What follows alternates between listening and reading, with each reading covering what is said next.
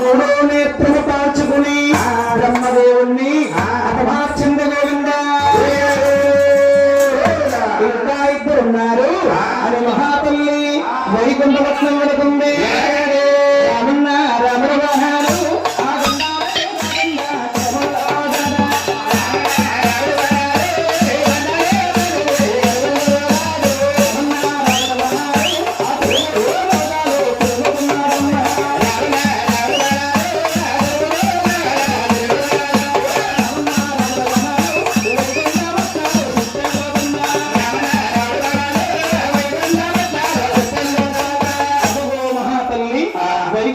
వెళ్ళి మహావిష్ణువుని చూసి అందరండి అయ్యో బాబు బాబు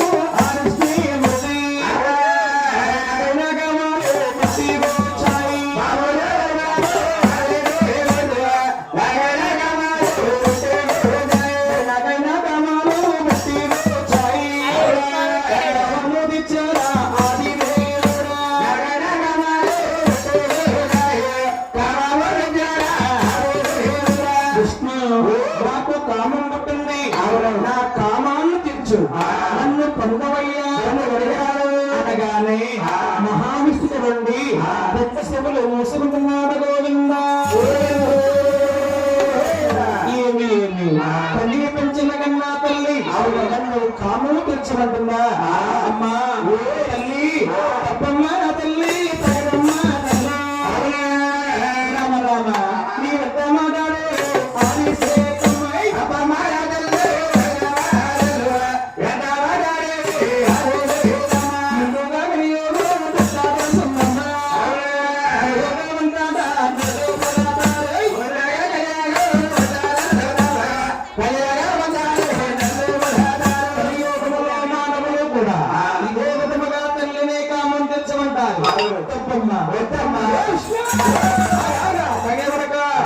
విష్ణు నీవు నా గర్భంలో పుట్టలేదు బాబు. నేను ఎలా పుట్టానమ్మా? నీవు ఎలా పుట్టావంటే నేను గుడ్డలో పుట్టాను.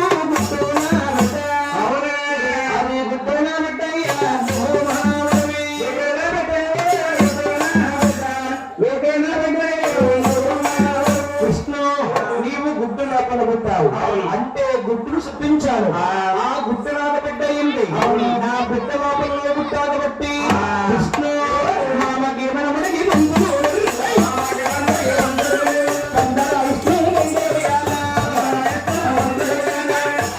తెలివైనాడే ఇంట్లో వేసేది అయ్యయ్యో నీవు చూస్తావు చెప్తావా? నీ కనునా నేను తీర్చను అరణ్య కాదు. కామాన్ని తీర్చి కలియుగములో దేవుడిగా ఉంటావు అనుకున్నాను.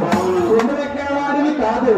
మూడో నేత్రము తాల్చుకుని మహావిష్ణువుని అపమార్చింది గోవిందా. ఇంకా ఒకే మహేశ్వరుంటే దూకుడా ఆగడు ఆగడా శంకరుడు అలా కూర్చున్న మహానుభావుడు గుండె రైళ్ళు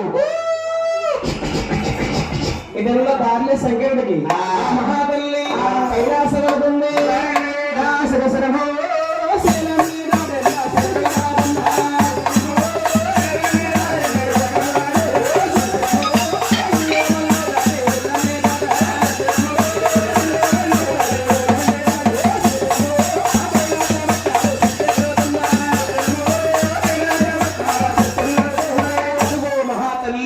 కైలాసం వెళ్ళి గౌరీ శంకరుని చూసి అంటుంది అయ్యా బాబు బాబు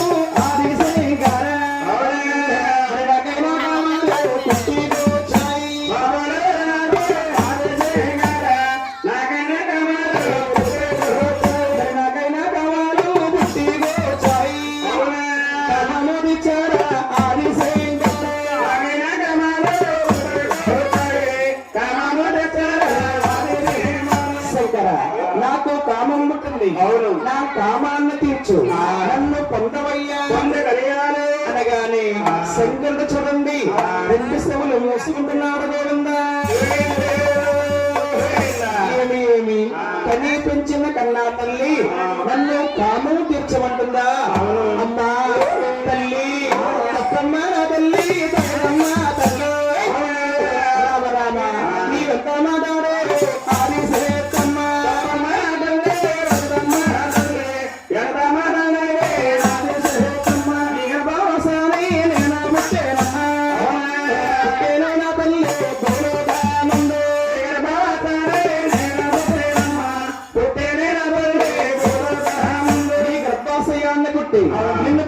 మనకి అరుణ్ణి కాదమ్మా ఇలా రా బ్రహ్మలోకము వెళ్ళాను బ్రహ్మదేవుడు ఇదే విధంగా సమాధానం ఇచ్చాడు ఉన్నత మార్చాను ఇలా రా వైకుంఠపట్నం వెళ్ళాను మహావిష్ణువు కూడా ఇదే విధంగా సమాధానం ఇచ్చాడు ఉన్నత మార్చాను ఎంత నా మాట నువ్వు విను లేనివడలా మార్చేస్తాను అనగానే శంకరుడు చూడండి చిన్నవాడు తెలివైన వాడు ఆలోచించాడు ఏమి మహాతల్లి కామములో మునిగిపోయింది ఇటువంటి స్త్రీని ఏదో విధముగా లొంగిపోయేలా మార్చుకోవాలి అనుకున్నాడు శంకరుడు అమ్మా ఏమి